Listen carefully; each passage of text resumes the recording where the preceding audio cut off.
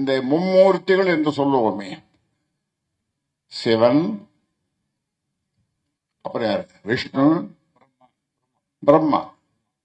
இந்த மூன்று பேரும் வந்து எதிரிலே நின்று, என் எதிரிலே நின்று, ராமதாஸ் உனக்கு என்ன வேண்டும் என்று கேட்டால், எனக்கு ஒன்றும் வேண்டாம், இந்த நாட்டில் ஒரு சொட்டு சாராயம் இருக்கக்கூடாது,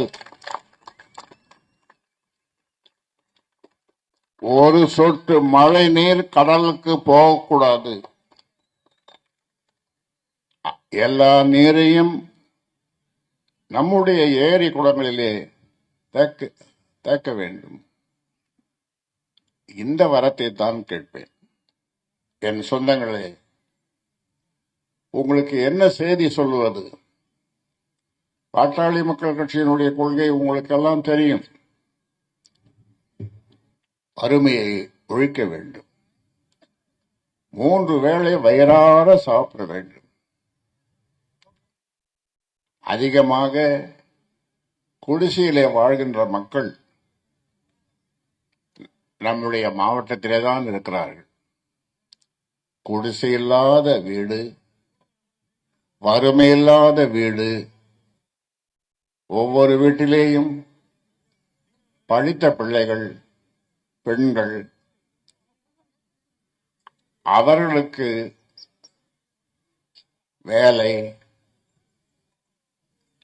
இன்னும் பல்வேறு திட்டங்களை பாட்டாளி மக்கள் கட்சி தொடர்ந்து சொல்லி வருகிறது. அதோடு ஒரு வீடு, நம்ம வீடு, உங்க வீடு, உங்க வீடு என் வீடு தானே, சத்தம் போடுற யாரா? அந்த வீட்டிலே இருக்கிற பெண் பிள்ளைகளானாலும் ஆண் பிள்ளைகளானாலும், எந்த படிப்பு வேணாலும், உயர்ந்த படிப்பு எவ்வளவு செலவானாலும் அந்த செலவை அரசே ஏற்றுக்கொள்ளும் என்பதுதான் நம்முடைய கொள்கை. அதே மாதிரி பெண்களுக்கு பாதுகாப்பு.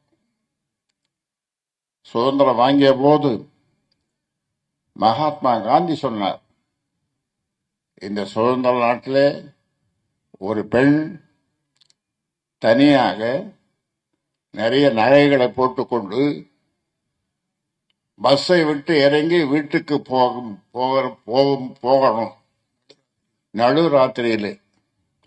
அதுதான் உண்மையான சுதந்திரம் என்று மகாத்மா காந்தி சொன்னார்.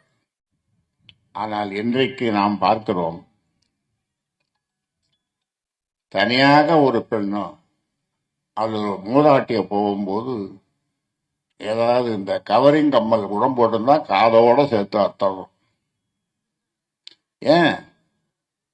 குடிப்பதற்கு.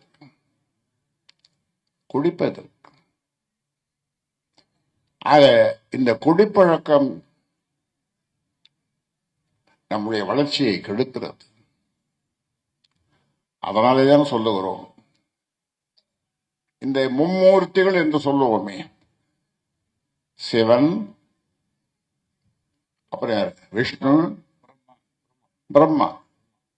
இந்த மூன்று பேரும் வந்து எதிரிலே நின்று, என் எதிரிலே நின்று, ராமதாஸ் உனக்கு என்ன வேண்டும் என்று கேட்டால், எனக்கு ஒன்றும் வேண்டாம், இந்த நாட்டில் ஒரு சொட்டு சாராயம் இருக்கக்கூடாது,